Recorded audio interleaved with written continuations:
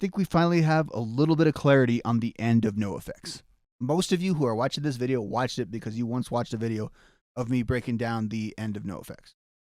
And since then, we haven't got a whole lot of clarity on what the actual plans were. Even then, it was a little vague. And I had people coming in the comments saying, hey, they're not going anywhere. Mike is just trolling, which is always a possibility, but I've always got the feeling because of 3 reputable music rags reporting it that this was actually going to be a thing. And it is. NOFX is breaking up. Now, some of the context we'll get here from the interview, and some of it I want to read verbatim. I'm not going to read the whole thing, obviously, because you can go to Spin Magazine and check that out. 2023 is not going to be the last year of NOFX. 2024 is. So the plan seems to remain the same. It's just stretching out a little further. They are going to go on a tour. Apparently, according to Fat Mike, they're going to hit up 40 cities. And they are going to play every album. Now, obviously not every album on every show. That would be a very long show. That sounds awesome. Like, can you imagine going to the tour stop where they're playing Punk and Drublic? Going to the tour stop where they're playing So Long and Thanks for the Shoes. Like, that would be awesome to hit up one of those shows. So they're going to blow it out right. They are going to give a farewell. It doesn't look like they're just going to stop. I do want to pull out this quote here, though, from Mike. It'll be our absolute final tour. I just don't enjoy it like I used to, but we're all excited about playing our final shows. We're going to play every album we've ever recorded. Every city is going to be very special.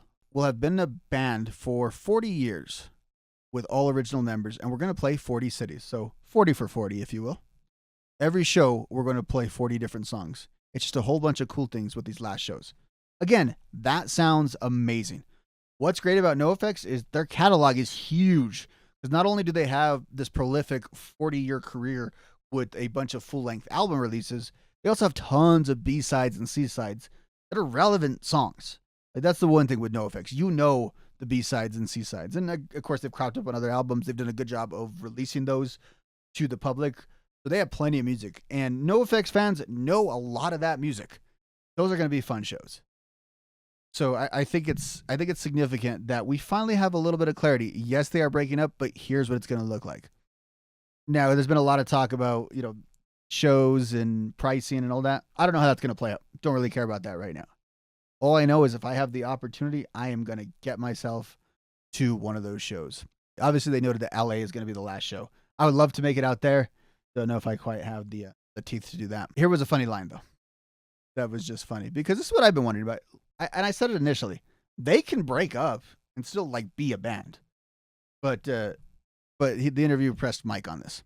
And you're also not planning some crazy Misfits style reunion down the line, which is probably for the best based on how the Misfits sounded at RIAA Fest.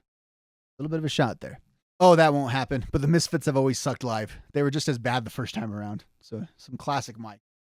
For sure. He also noted, and I don't know if this is going to be the case, but being that every set is going to be unique on that tour, that means there is going to be essentially a live album recorded every night, which is pretty awesome. After today, we can put the whole trolling, not trolling thing to bed.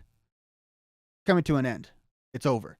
And Mike had said recently in that podcast he did, and forgive me for not being able to give it credit, that he knew it was, he's not feeling it quite anymore, which is fine.